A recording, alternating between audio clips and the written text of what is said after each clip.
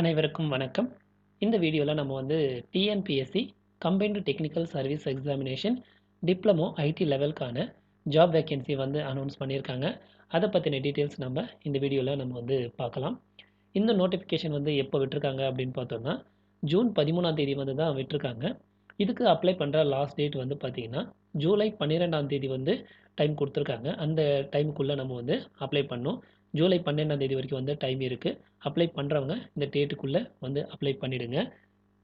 அதுக்கப்புறம் என்ன சொல்லியிருக்காங்க அப்படின்னு பார்த்தோன்னா இந்த ஜாபுக்கான எக்ஸாம்ஸ் வந்து கொடுத்துருக்காங்க. ஸோ ஃபஸ்ட் பேப்பர், அடுத்தது வந்து பார்த்திங்கன்னா செகண்ட் பேப்பர்.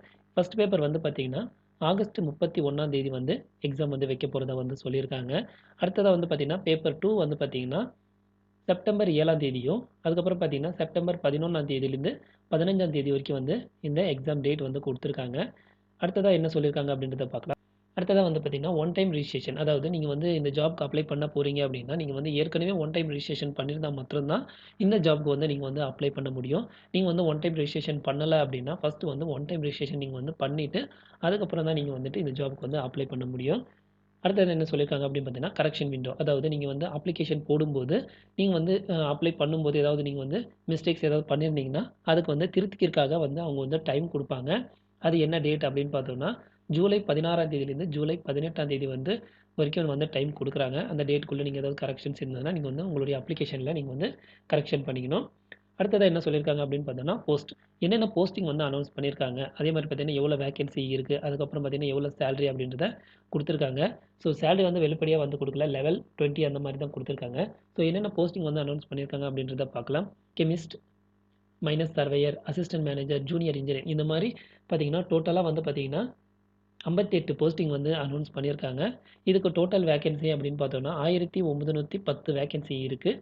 அடுத்ததாக என்ன சொல்லியிருக்காங்க அப்படின்றத பார்க்கலாம். அடுத்ததாக வந்து பார்த்தீங்கன்னா ஏஜ் லிமிட் வந்து கொடுத்துருக்காங்க. ஸோ ஏஜ் லிமிட் மினிமம் வந்து பார்த்தீங்கன்னா 18 வயசு வந்து கம்ப்ளீட் ஆயிருக்கணும் அப்படின்னு சொல்லியிருக்காங்க. அடுத்தது வந்து பார்த்தீங்கன்னா ஒவ்வொரு போஸ்டிங்கும் வந்து எவ்வளோ ஏஜ் இருக்கணும் அப்படின்றத கொடுத்துருக்காங்க. ஒரு ஒரு போஸ்ட்டுக்குமே வந்துட்டு ஒரு ஒரு ஏஜ் வந்து கொடுத்துருக்காங்க. ஸோ இப்போ வந்து பார்த்தீங்கன்னா கெமிஸ்ட் கிரேட் 1 அப்படின்றது பார்த்தீங்கன்னா மேக்ஸிமம் ஏஜ் வந்து 47 வயசு. மித்த எல்லா போஸ்ட்டுக்கும் வந்து பார்த்தீங்கன்னா 32 வயசு வந்து மேக்ஸிமம் கொடுத்துருக்காங்க. இதில் வந்து ஏஜ் கன்ஜெஷனும் வந்து பார்த்தீங்கன்னா பக்கத்துலேயே வந்து கொடுத்துருக்காங்க.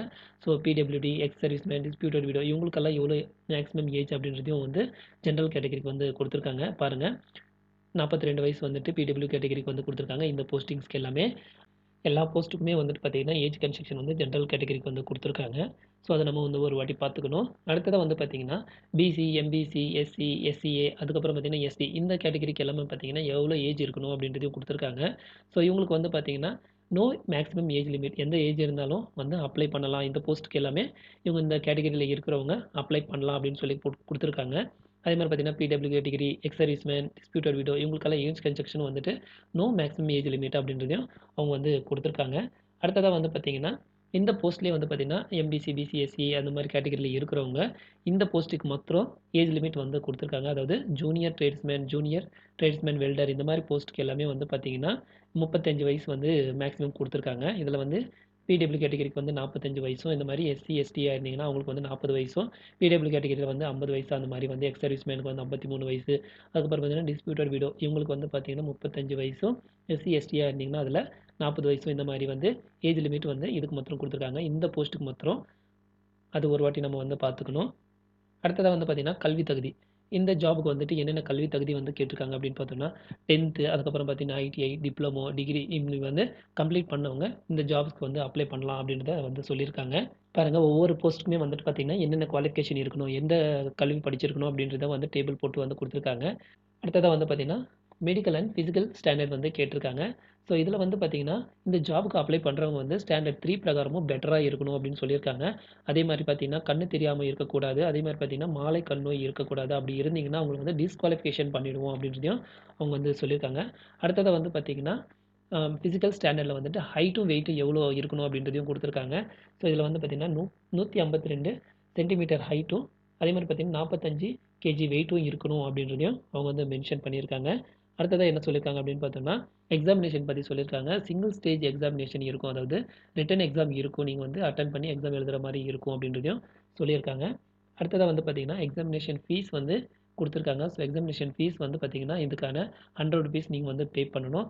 ஃபீஸ் கன்ஸ்ட்ரக்ஷன் இருக்கிறவங்க அது எவ்வளோ ஃபீஸ் கன்செஷன் இருக்குது 3 வாட்டியா இல்லை 4 வாட்டியா அப்படின்றத செக் பண்ணுங்கள். அந்த ஃபீஸ் கன்ஸ்ட்ரக்ஷன் முடிஞ்சிச்சுன்னா நீங்கள் வந்து ₹100 வந்து நீங்கள் வந்து பே பண்ண வேண்டியதாக இருக்கும். இந்த வீடியோவில் நம்ம வந்து இந்த ஜாபுக்கான இம்பார்ட்டன்ட் இன்ஃபர்மேஷன்ஸ் எல்லாம் பார்த்துட்டோம். இந்த ஜாப்க்கு அப்ளை பண்ணுறவங்க அந்த டேட்குள்ளே வந்து அப்ளை பண்ணிவிடுங்க. இந்த வீடியோ உங்களுக்கு யூஸ்ஃபுல்லாக இருந்துச்சுன்னா மறக்காமல் நம்ம சேனலை சப்ஸ்கிரைப் பண்ணுங்கள். மற்றவங்களுக்கும் இதை ஷேர் பண்ணுங்கள். நன்றி, வணக்கம்.